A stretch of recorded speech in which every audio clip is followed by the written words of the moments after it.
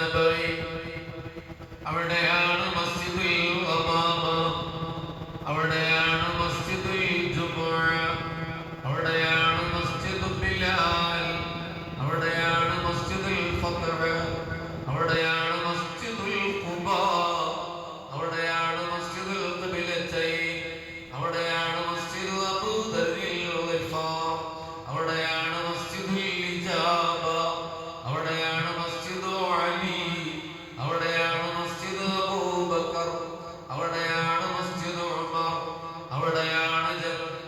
അവിടെയാണ് ഹബീബായ റസൂൽ സല്ലല്ലാഹു അലൈഹി വസല്ലമയുടെ റൗള ശരീഫ്, അവിടെയാണ് ഖുബ്ബത്തുൽ ഖദറാ. 14 നൂറ്റാണ്ടുകളായി ഹൃദയത്തിൽ പ്രണയത്തിന്റെ ചിറക് തുന്നി പറന്ന് പറന്ന് പറന്ന് ചിറകൊടിഞ്ഞു വീഴാൻ കൊതിക്കുന്ന പച്ചമിനാരം, അവിടെയാണ് മിമ്പർ, അവിടെയാണ് ഹബീബിന്റെ പാദം പതിഞ്ഞ മിഹ്റാബ്, അവിടെയാണ് 9 തൂണുകള്.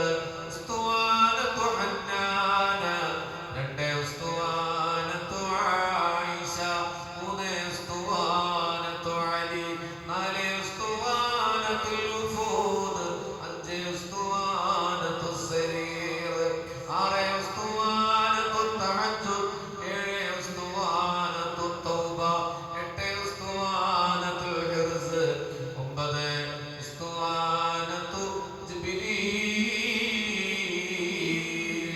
മാ ബൈന ബൈതി വമിൻബരി